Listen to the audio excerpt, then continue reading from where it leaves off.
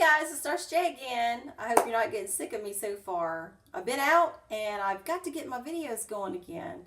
Got to get warmed up. You know, it's very cold here in South Louisiana, so I've got to get my handy dandy scriptures to warm me up and kind of let you see through the frigid cold air here. Okay, so get your handy dandy Bibles and let's go to the New Testament of Galatians.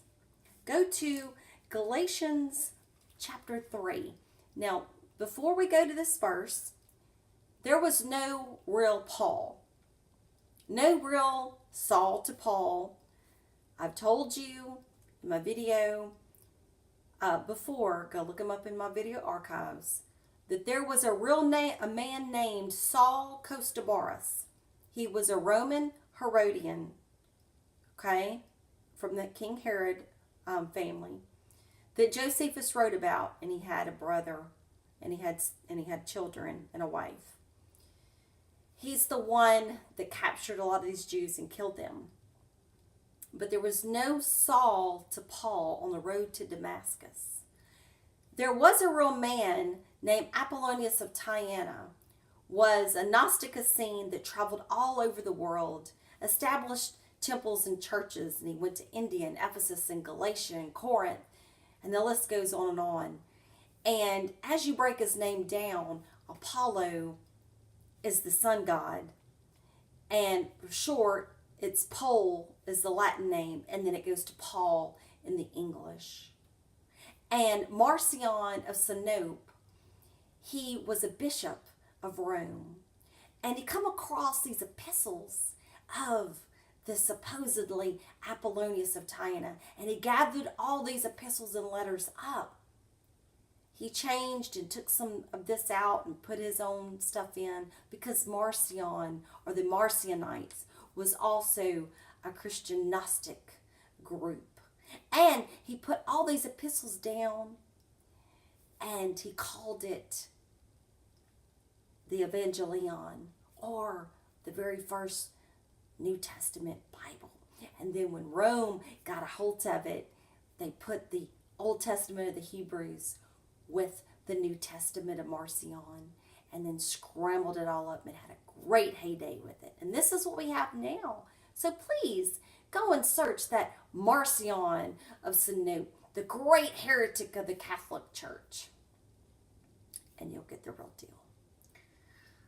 So let's read you Galatians 3. Now, knowing this, what I just told you, keep an open mind, okay? O foolish Galatians, who hath bewitched you, that ye should not obey the truth, before whose eyes Jesus Christ hath been evidently set forth crucified among you. This only would I learn of you. Received ye the Spirit by the works of the law, or by the hearing of faith? Are ye so foolish, having begun in the Spirit, are ye now made perfect by the flesh? Have ye suffered so many things in vain, if it be yet in vain? He therefore that ministereth to you in the Spirit, and worketh miracles among you, doeth he it by the works of the law, or by the hearing of faith? Well, truth seekers, this is one of the most Gnostic texts in the New Testament. There are lots, okay? You've got the Galatians, you've got the Hebrews, and the list goes on and on. Even in some of the texts that this Paul writes, Apollonius, he talks about the pleroma, the third heaven. See, you have to read these Gnostic texts that were found in the Nag Hammadi, deep within the Egypt's earth. These are the Egyptian Gnostics. These are your first Christians that were burned at the stake and crucified by the Roman Catholic Church because they had this spirituality, but the Roman Church didn't like it, and they wanted to make something more suitable for the empire. A new god, as you want to say. So go to BibleHub.com. I challenge you. Put Galatians 3:1 and take each word by the number, and it will give you the definition of what it means. So Nurse Dre is fixing to do that for you. So let's get busy. So as I'm on my BibleHub.com, I have already went there to Oh Foolish Galatians. Someone, foolish means not understanding or stupid. Who has bewitched you? Well, let's see what bewitched means. It could be to slander, fascinate, overpower you. It could be to cast an evil spell, wishing injury upon someone. It could be like putting them under a spell. Okay? Under an evil power. Okay. That's what bewitched means. The truth. Who, oh foolish Galatians, who has put you under a spell? The truth. The truth is, but not merely truth as spoken, truth of idea, reality, sincerity, truth in the moral sphere, divine truth revealed to man, and straightforwardness. True to be fact, properly true, objectively, universally. What is true in any matter under consideration, opposed to what is fictitious or false. That's what truth means. Not to obey, whose eyes before Jesus Christ was publicly portrayed. Now, Jesus in Latin is Iesus, right? Okay.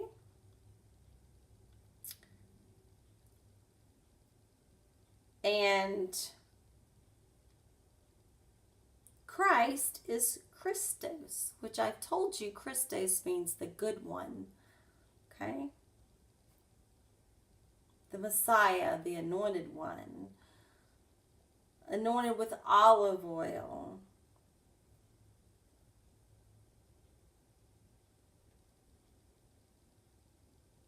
Okay. Was publicly portrayed. 4270 means to write before. So that means I write previously, aforetime. I write above. I depict or portray openly. I designate beforehand. Beforehand marked. To write before. To depict or portray openly. So let's do this. Okay. So let's start from the beginning. Let's kind of piece this thing together. Oh, foolish Galatians, who has bewitched you the truth? Who has fooled you and put you under a spell, the truth, not to obey, whose eyes before Jesus Christ was publicly portrayed. Publicly portrayed meant to write before. Publicly portrayed means to write before. As having been crucified. among you. Okay, now the original text doesn't say among you, it just says what I just read. O foolish Galatians, who has bewitched you? The truth. Not to obey, whose before eyes Jesus Christ was publicly portrayed, okay, as having been crucified. Let's go to as having been crucified means. What does that mean? 47:17. The word is called stauroo, Stauroo, and it's number 47:17 in the Strong's Concordance. Now, that means to fence with stakes or to crucify. It is a verb, and the usages is to fix the cross, crucify, destroy, or mortify. Now, 47:17, stauroo means to crucify, literally used of the Romans crucifying Christ on a wooden cross, or crucify is also used figuratively of putting the old self to death by submitting all decisions desired to the Lord. This utterly and decisively rejects the decision to live independently from Him.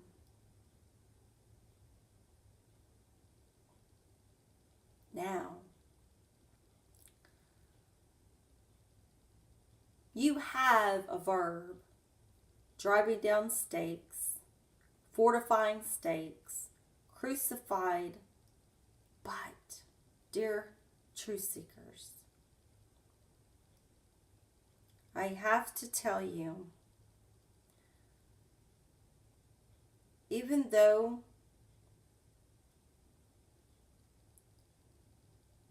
you believe in this, and I did too, you have to think now more on a gnostic, spiritual, Egyptian spirituality. Metaphorically, what this means is to crucify the flesh, destroy its power utterly, meaning the nature of the figure, implying that the destruction is intended with intense pain.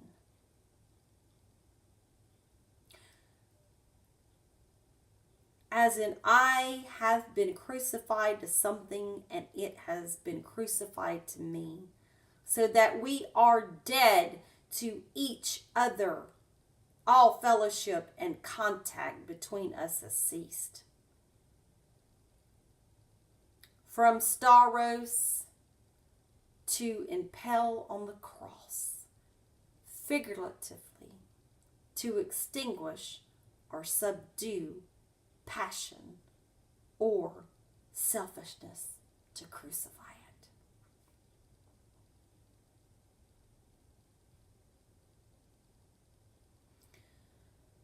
So basically, my friends, they put this in there to make us think that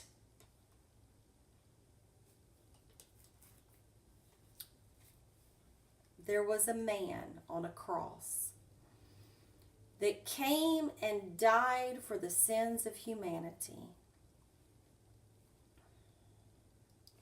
When, if you read your scriptures, whoever this is, the Egyptian gnostic, who knows, says that first of all, the kingdom of God is within you.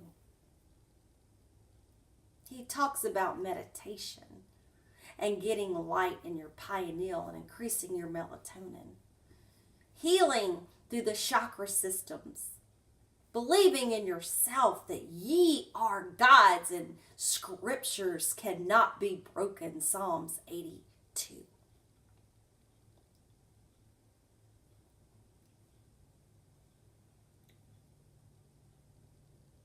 Crucifying your flesh, crucifying your selfishness, crucifying your ego, your pride, crucifying those nasty things that you want to get rid of, and bring love and compassion to mankind and love one another as you love yourself, and love your neighbor as yourself. And that is the greatest commandment of all, that the love and the vibration and the frequency of love can shatter anything.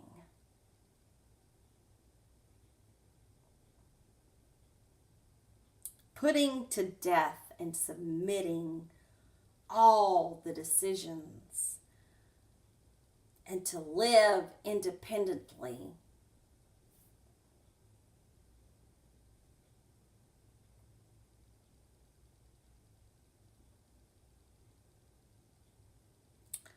So to crucify the flesh is a hard thing to do.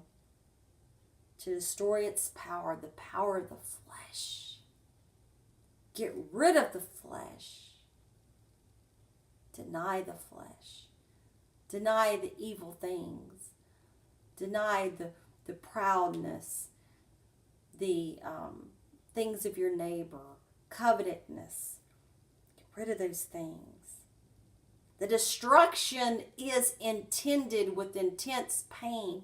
You see, once you go through this process, you see, of I want. Do you really need it? Sometimes it's hard to let go. And I think once you crucify that flesh, that material, then you can let it go. You know? Like that song, Let It Go. What does it matter anyway? By Frozen.